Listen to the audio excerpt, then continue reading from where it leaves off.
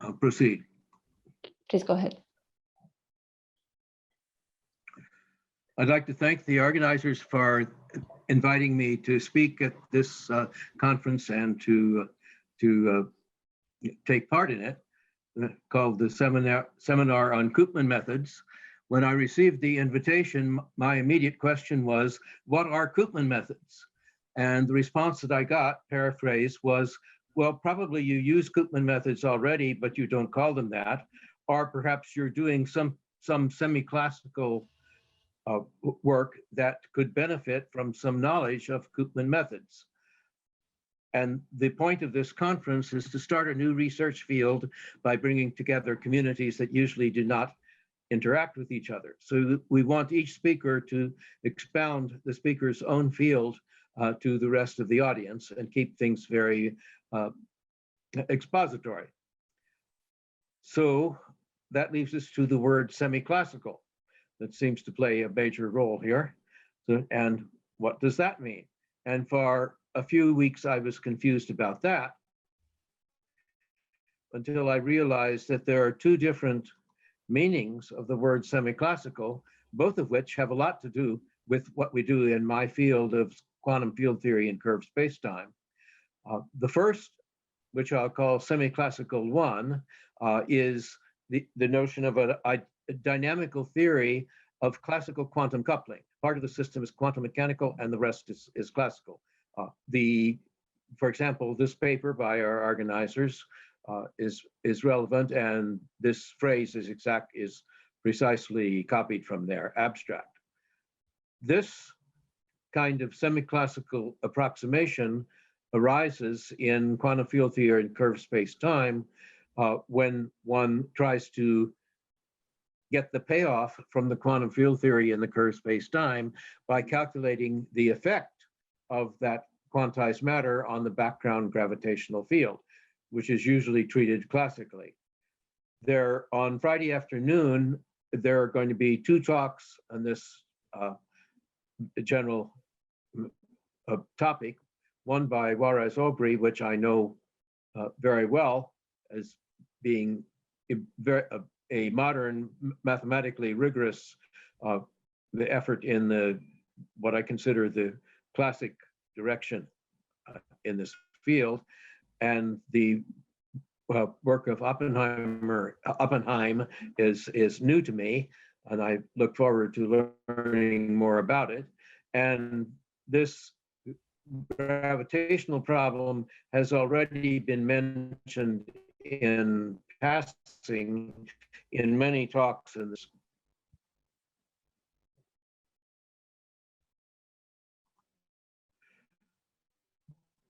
The second meaning of semi-classical is the one to which I've devoted much more attention in recent decades.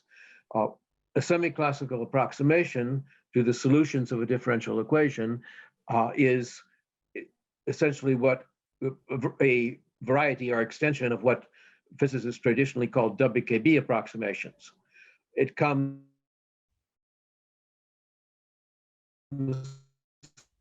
by associating each derivative in the equation with a small parameter, which can usually be identified with h bar in a quantum mechanical context. Although mathematically, the technique is much more space-time. Most approximation methods that are used for calculating Green's functions of the quantum field are some kind of variation on this theme, necessary for computing numbers in a particular case. They're absolutely fundamental for making sense of the theory because of the renormalization problem. The notorious problem in the quantum field theory naively gives expressions that are infinite, divergent integrals. And in order to make sense of the theory, one has to isolate the leading terms that are responsible for the divergence, but which are independent of the particular quantum state involved, and subtract those in a manifestly covariant way from whatever expression one has derived for calculating the expectation value of the energy momentum tensor, which we write T mu nu, or of any other observable by, that's the renormalization problem.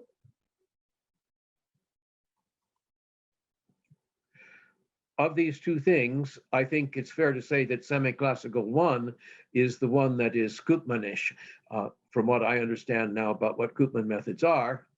But semiclassical 2, which is one I want to talk more about, because I know so many other people are going to be talking about semiclassical 1, that also appears in the Koopman literature. For example, that same research group provided this recent reference, which explicitly discusses both Koopman theory and Madelung theory. So that gives us two patron saints. So let's take a look. They were roughly contemporaries within a generation, and their most relevant papers for us today were written at just in the same general time period around 1930.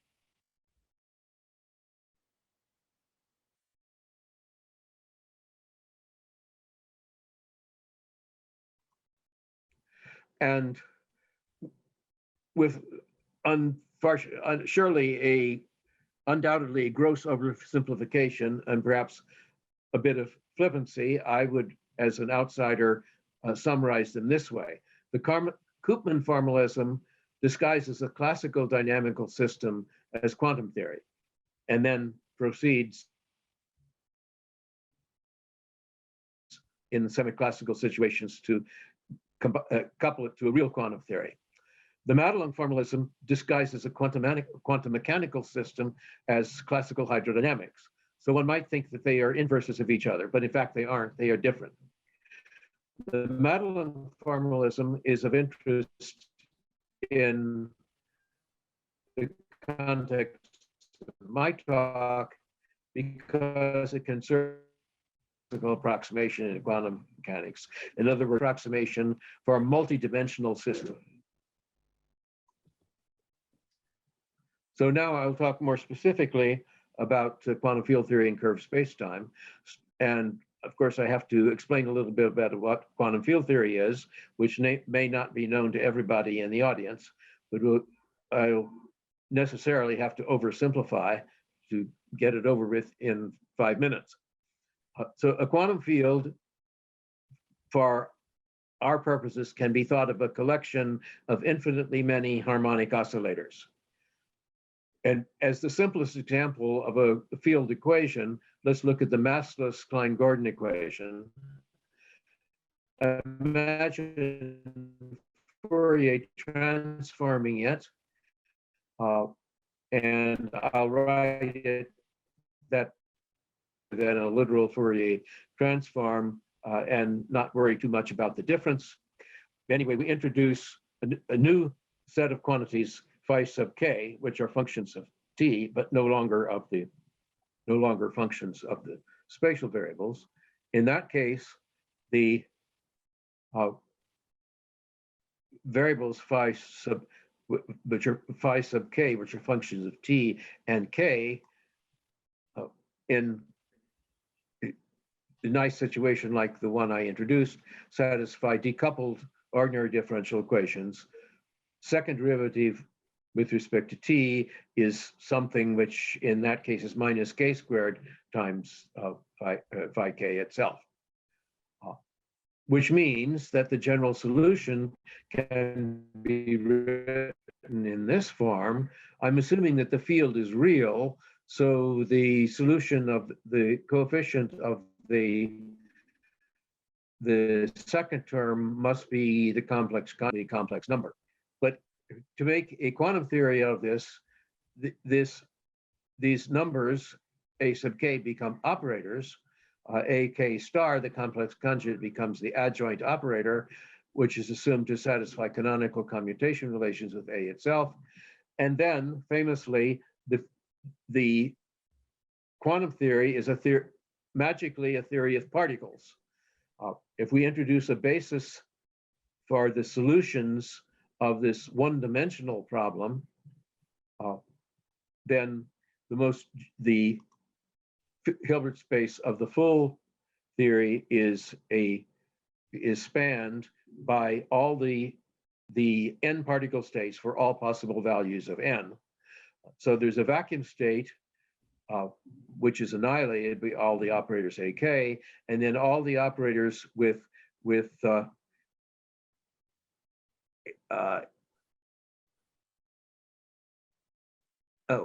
there's a typo here which I corrected, but I forgot to upload the corrected file. This subscript here, capital N, should be a capital J, and the N in capital N in this phrase is to be understood as the sum of all the little n's from N1 to Nj. And you act on the vacuum state with that many creation operators and attach a suitable normalization normalization constant and get a general n particle state. And if you sum over n the general finite particle number state, the mathematical details and rigorous qualifications do not concern us today. The important thing is, if you now generalize the theory to something where the external conditions are time dependent, then you'll get mode functions. Well, in the most general case, you won't get a separable theory at all. But let's confine attention to a simple case where the theory can be solved by separation of variables of time from space. Then each individual mode function will satisfy some time-dependent generalization of the field, the equation that we started with. And I see two typos on this slide. This should have been written as omega k squared to be consistent with the rest of my notation. And more seriously, in this metric tensor, oh no, I'm sorry, it is correct. I'm considering, again, just as for simplicity, a cosmological metric where this is the time part, dx0 squared, and then I assume that the space part depends on time but in a simple way, through an overall factor that is a function of the time coordinate x0, and then has some fixed spatial coordinate on the spatial part. You can take g mu nu to be delta mu nu for practical purposes in this discussion. And then the time that appears in this equation at the top is not x0, but it's some monotonic function of x0 that you introduce. You need to rescale the time variable in order to make the mode equation take this simple form. Okay, so that's cosmological time quantum field theory, and Roberts and Walker are Friedman universes. And it usually is solved by a WKB approximation, solved approximately. Let's suppress the vector variable k, and so we just have a time-dependent function omega of t. We assume that it varies slowly over one period of oscillation of the function that would be the solution if omega were a constant. So you could solve it either an approximation valid in slow adiabatic change of the background, or an approximation valid for high frequencies of the solutions. Then it turns out that a good approximation to the solution is to take something that's as close as you can get to this function here, but to get a good solution, instead of just taking omega at some particular value of t and multiplying by t, you produce an exponent which is an indefinite integral of something that is almost omega, but has some higher order corrections, and divide by a function out in front which also depends on this function omega, and it turns out that function w, and it turns out to get a good approximation, you don't take w equal to the actual frequency omega, you take it equal to omega plus higher order corrections, which can be systematically constructed.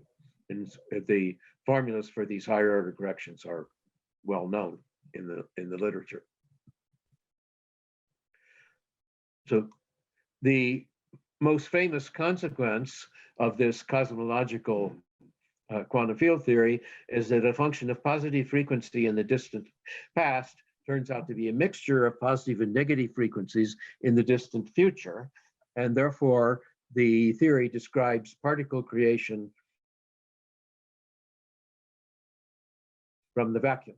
But that's another story. That's not what I'm going to talk about today. In fact, if you stuck strictly to the WKB approximation that I showed on the previous slide, you would predict no particle creation, as long as the background functions were smooth, Z infinity functions of time. Particle creation would be of transcendently high order.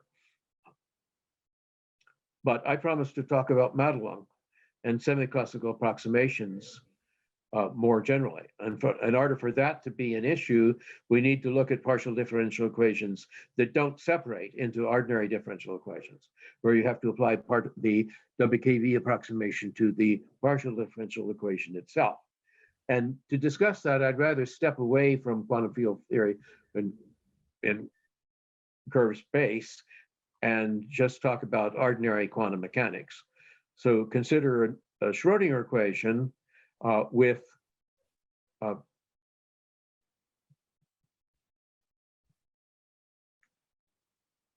potential v of x. Oh, these slides are really old. I didn't even put the umlaut over the O. Sorry, there are going to be a number of mistakes in here that need to be corrected. Okay, so what I'm going to do to approximate the solution of this field equation is to make this assumption. Well, psi is a complex number, right, for each value of t and x. So we can write it as an amplitude times the phase factor. The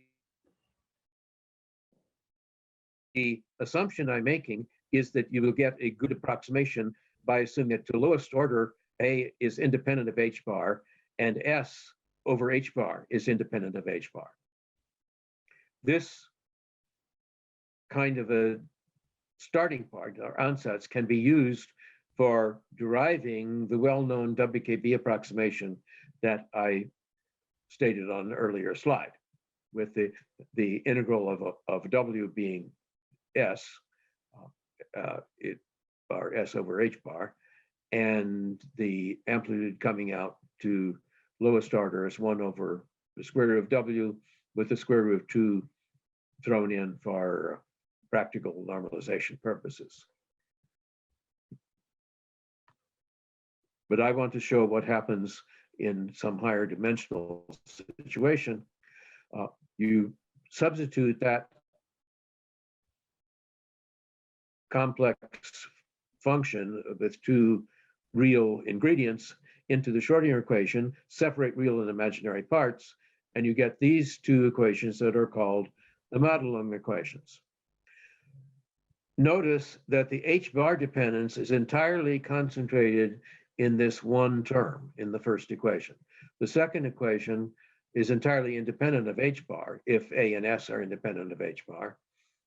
But if A and S are classical functions plus corrections of higher order in h bar, then of course there will be a hierarchy of perturbative equations that come from the second equation as well as the first one. So these are the Madelung equations, and when Madelung looked at them, he said, this looks like hydrodynamics. Let me take the gradient of S and call it m times v, where v is a vector that we can interpret as velocity, and let me call a squared d. Then the equation for A suddenly looks like a continuity equation in hydrodynamics, and the other equation looks like some kind of Navier-Stokes equation. So that's Madelung theory, but that's not actually what I'm going to do. I'm going to use the Madelung equations on the previous slide to construct the multidimensional WKB approximation. And this part is going to look very similar to much of what Wolfgang Schleich said this morning, although I'm coming at it from a somewhat orthogonal point of view. So there will be lots of obvious overlap and lots of things that don't exactly match. So let's assume that we expand S as a power series in h bar squared. I don't need odd powers of h bar because they will be taken care of in the corresponding expansion of A. So from the first Madelung equation, if we substitute this series into here, then to the very lowest order, this h bar squared term is not present, and so we get this equation for the leading term of h0, which is well known as the Hamilton-Jacobi equation for this system, and something purely classical. Then for S2, we'll get an equation that involves the contribution from over here, and then we can go on to higher and higher orders in the expansion of S. Similarly, from the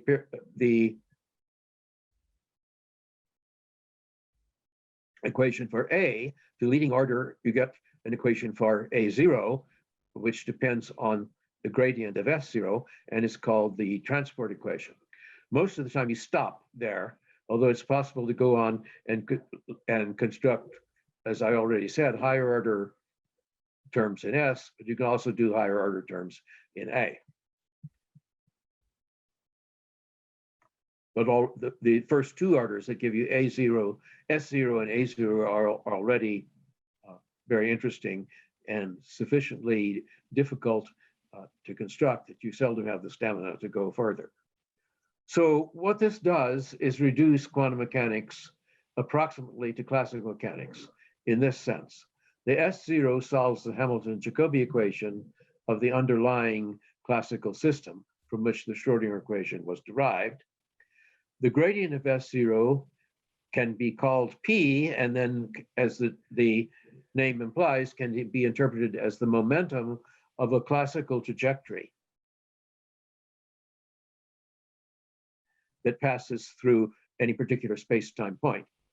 Then the transport equation can be solved for A0 and similarly for higher order terms in A by integrating along those trajectories.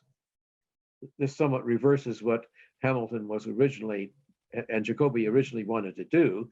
They wanted to use the Hamilton-Jacobi equation to solve the Newtonian dynamical problem, I believe, but nowadays we do it the other way around. We solve the classical equation in order to find S0, and then from that A0, S2, A2, S3, and so on, as far up as we want to go. And then the final observation, agreeing with what Madelung said, was that what is most interesting from a classical point of view is not A, but A squared, which he called capital D. And if we, the A squared are in the lowest approximation, A0 squared is the density of the classical field of classical fluid of particles that are traveling along a family of classical trajectories.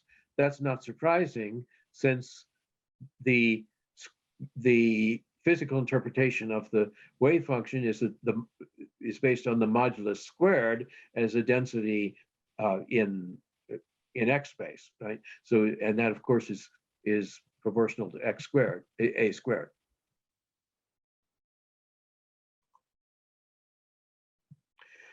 And now I want to finish by saying something about the relevance of semiclassical 1 for quantum field theory in curved space-time. So I have to switch gears and give another 3-minute graduate course. In fact, this one will be even shorter. General relativity is based on the Einstein equation, in which capital R, the tensor R mu nu, the curvature tensor, actually Ricci curvature tensor, is linear in second derivatives of the metric tensor called little g, and also nonlinear as a function of the components of the matrix G itself. T is the stress energy momentum tensor of the matter field, which is classically a quadratic expression in the field and its derivatives up through the second. And we want to make sense of this where T is a quantized field. So a priori T is an operator, but we want to stick it into this classical equation. So lacking a reliable theory of quantum gravity, which would allow to make the left-hand side meaningful as part of a quantum theory, we assume instead that we should treat a problem like an equation like this by taking the expectation value of T in some quantum state in the quantum theory we've constructed for the matter in a given gravitational background. So I agree with the remarks of the previous speaker at the beginning of his talk. Hope I'm not overstating him, that a hybrid quantum classical theory is what you do in desperation when you don't know how to solve the full quantum theory. My theology of physics is that the real world is quantum mechanics, is quantum theory. And the classical theory comes in only as an approximation, which you make in desperation because you don't know how to take the quantum theory. But I'm not a bigot. I'm quite happy to listen to other people who believe otherwise. And I expect we are hearing some of those things as they go along. So we're faced with what's called the back reaction problem. We have a quantum theory, but we want to know how it actually affects the gravitational field itself.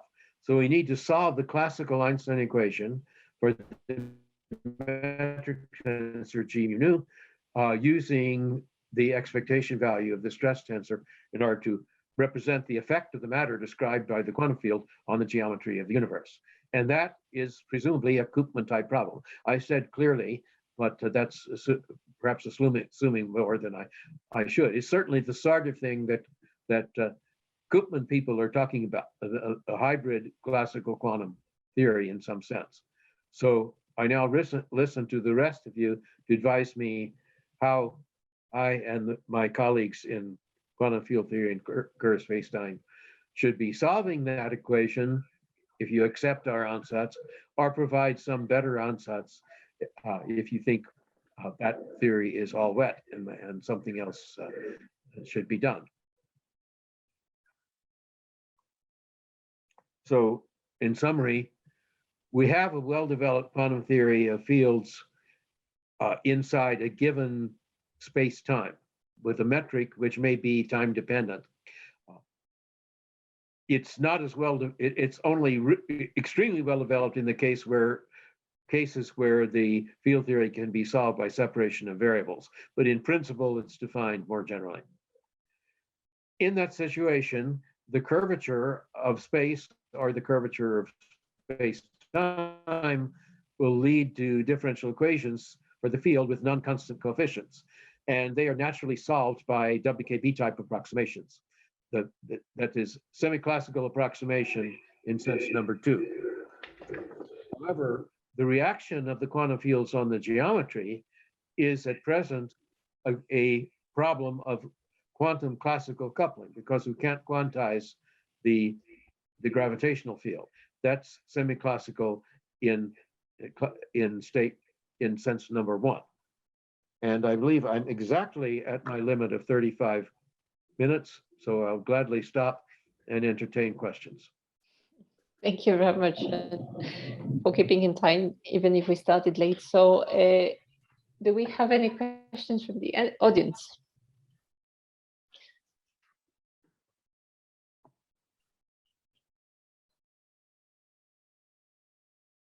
Let me see.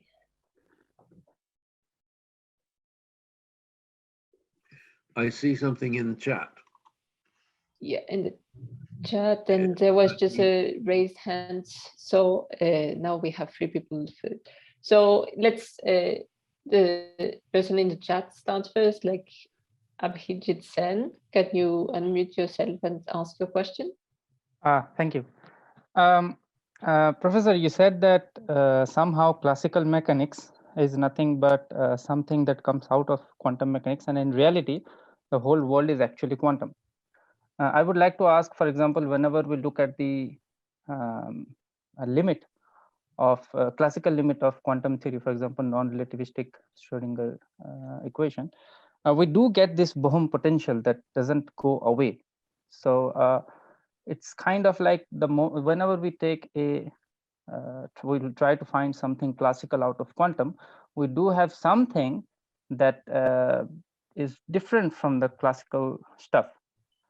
And can you tell something more on this? And also, whenever we try to take, for example, non-relativistic physics out of some relativistic quantum field theory like Klein-Gordon, suddenly we need to find a way to make the antiparticles disappear in the classical limit. So it's like some broken questions. So can you please elaborate something on this? Okay, let's go back. There are a number of issues here. Okay, the Bohm term, as I understand it, is another name for this thing, right? It's the error term, the residual in the elementary, or the second most elementary classical, semi-classical approximation to the Schrodinger equation. If you didn't have it, then the classical S and A would give the exact answer. Is that right? Are we talking along the same lines? Yes, I understand.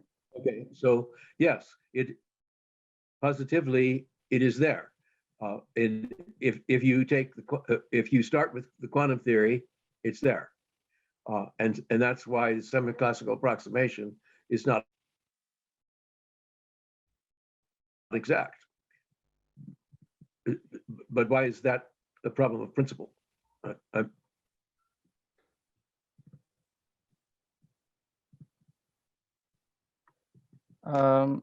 In a sense, we always take this h cross tends to 0 limit in classical sense, but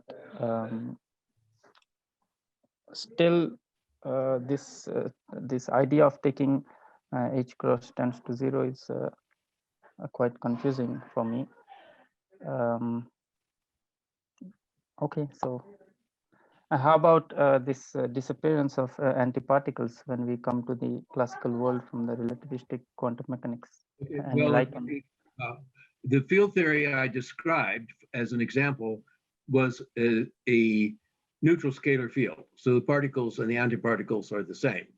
But you can also, of course, do it with a charged scalar field or a Dirac field, and then things just become slightly more complicated. It's still true that the solutions of the field theory, well, at least in simple cases, non-pathological cases, the Hilbert space of the field theory is a Fock space. So that you have arbitrary numbers of particles of all types, including the antiparticles. Then in the classical limit, the solutions of it's only under certain very strong conditions that the solutions of the Klein-Gordon equation or the solutions of the Dirac equation have a single particle interpretation. The theory can be thought of as a theory of a single particle. In general, you have possibility of pair creation, annihilation, and things like that. And well, for the free field, for free fields, the n particle states really are exact solutions of the full theory. So I guess what I'm saying is what I said was not quite correct in that case. But certainly if you're going to include interactions, then the Klein-Gordon theory and the Dirac theory do not make sense for single particles, despite what Klein and Garden and Dirac were trying to do when they discovered them. You have to second quantize and build a quantum field theory that represents various states of many particles, and the number of particles can change with time in general. But there's no, when you take a classical limit, for example, you take the mass of the particle, whether it's a boson or the Dirac electron, you take the mass very large, then to a very good approximation, you can talk about the states of the theory as being states of some finite number of particles. For example, just one. When you take just one, then you get back to the original Klein-Garden or Dirac equation as an equation that actually gives you a wave function in something very close to the non-relativistic Schrodinger sense.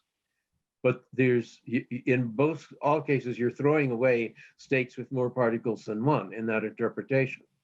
And the antiparticles are no different from the particles in that respect. I don't see why antiparticles specifically are any more of a problem. Very good. Maybe we can switch to next question. There's quite a number. Possible. We have quite a number of questions, so maybe we can continue with Lajos Josi.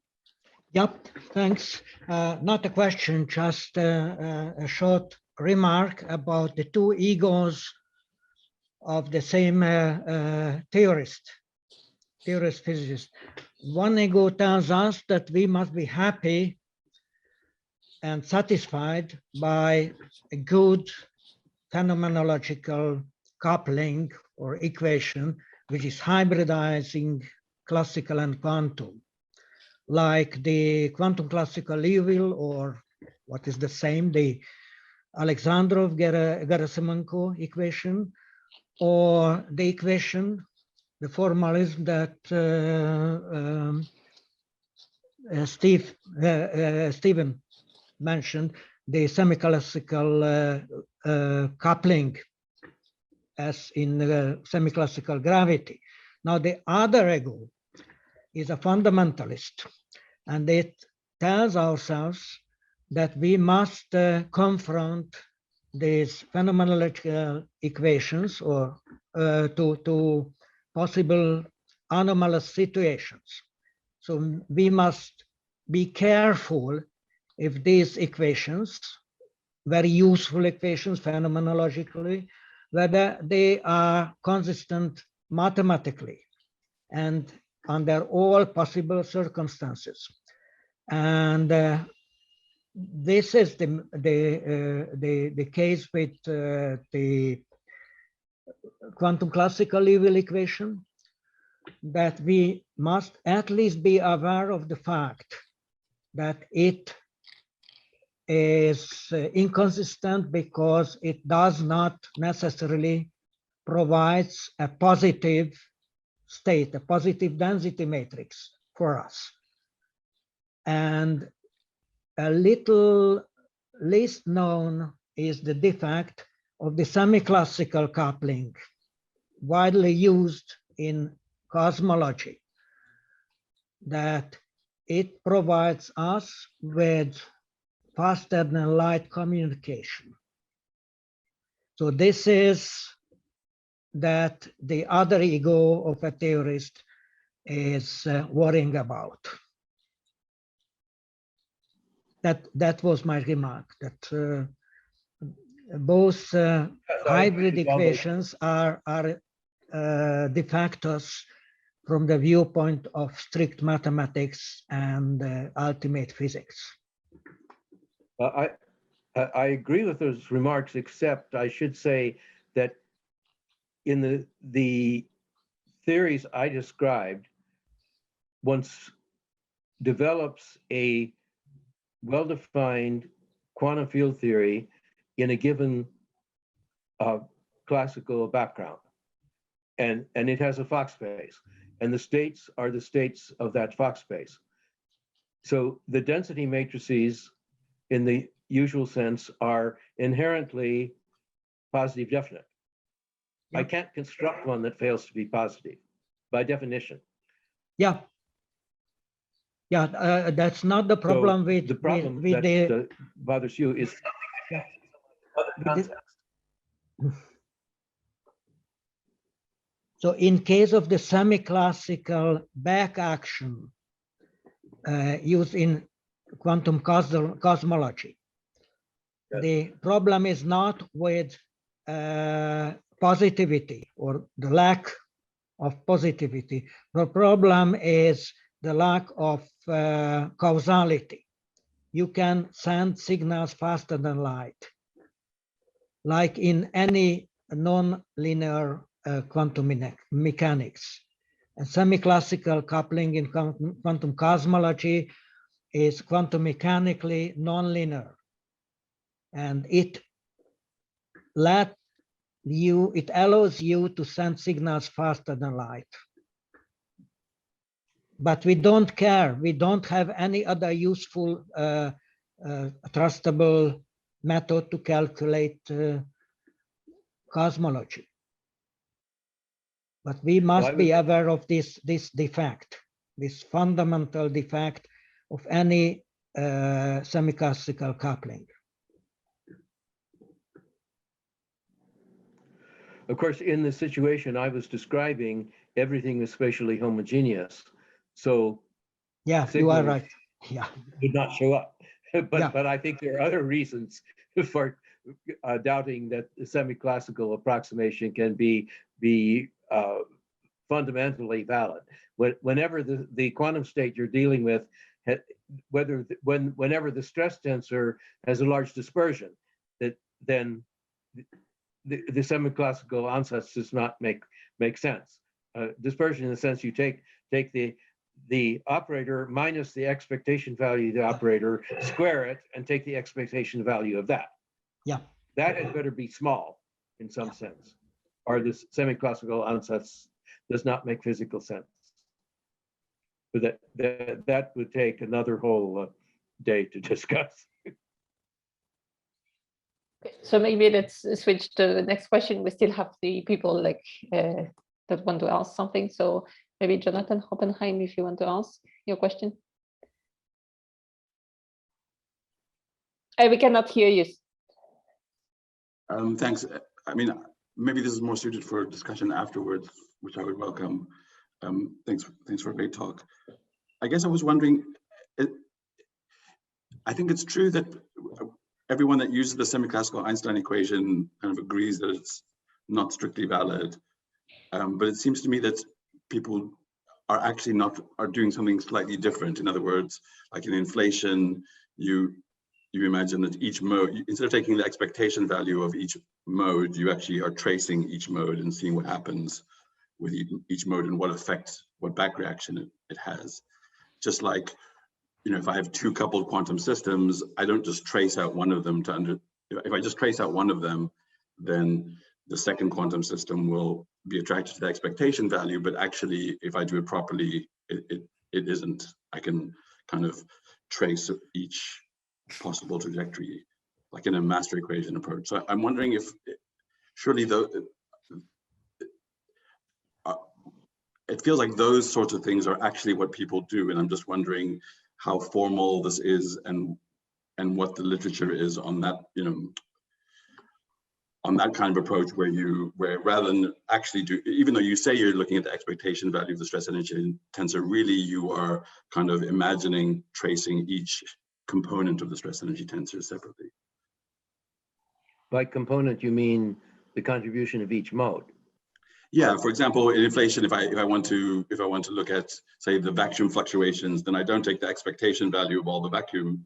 I instead trace each particular fluctuation and see what happens to it. So in that sense, I'm not really doing semi-classical, even though people say they're doing semi-classical Einstein. In some sense, they're slouching towards something that seems more sensible.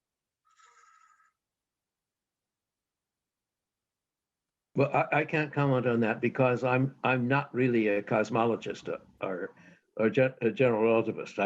I'm a mathematician and quantum field theorist. So my work is on making sense of the theory, the quantum theory in the curved background. And although in the early part of my career, I also was involved in projects to take the expectation values and actually evolve the Friedman, Robertson, Walker scale factor. I used up huge amounts of computer time at Princeton doing that at the in my first paper, but I don't really claim any expertise in what people are doing nowadays, so I won't speak to it. Thanks. Very good. Maybe let me invite Giovanni Manfredi had some comments, and then I think there's Daniel and Guy. Yes, I also had a short comment. Maybe it's easier if you can show this semi-classical Einstein equations that you showed at the end. Just it will be easier for me to make my comment. One of your last slides. Okay, just a second. I think that was page 17. Yes, there it is. Yeah, okay, yeah. So it was just a comment about the analogy with the Koopman von Neumann methods. Yes, I mean, it looks like this because here basically the left-hand side of the equation is classical and the right-hand side, at least in theory, it should be quantum. So and then you take the expectation value, but that's matter and energy evolution is quantum. So it looks like you are coupling a quantum system to a classical one, like people who use the Koopman approach. I was just noticing a difference, which seems important to me, is that here, okay, the quantum part, it's dynamics, so the mass energy tensor, it's the dynamics of particles and things. But the classical part, it's not dynamics, it's a field. And people who do Koopman von Neumann methods and dynamics, the fields are always classical. No, it's the dynamical part, the evolution part that is that can be quantum or classical. But the fields, you know, like in the non-relativistic Schrödinger equation that we have seen several times today, the fields are always classical entities. So I don't know, it seemed to me that there was a little bit of a fundamental difference with the semi-classical Einstein equations, where it's the motion that is quantum, so the right-hand side, but the fields, what is classical is the field, the gravitational field. So maybe should one develop some Koopman approach for fields and particles or something like that? Or maybe it's a question to other people as well, not only to you.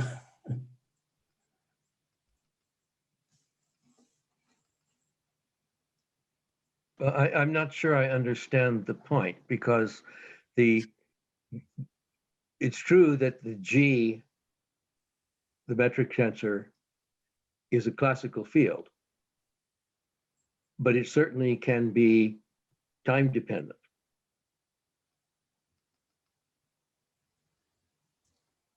So this is a dynamical equation for G, which ordinarily will not be solved by a G that it doesn't depend on time. No, maybe I didn't express myself correctly. I meant that if you look at the standard Koopman approach, what is classical? It's the motion of the. I mean, what is considered is the motion of particles. The fields there are always a classical objects. There's never a question of coupling. There's never a question of coupling a classical field to quantum particles. It's always coupling classical particles to quantum particles. There's no field. There's no field theory in the Koopman approach. Oh. Yeah, that will require a generalization of the Koopman approach. from finite to infinite dimensions.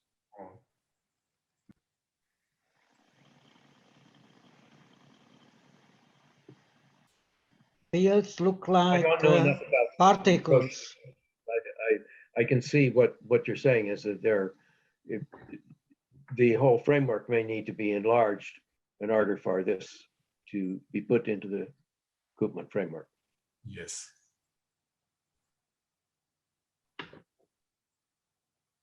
Okay, maybe let's take like one last comment. I don't want to eat too much on the coffee break.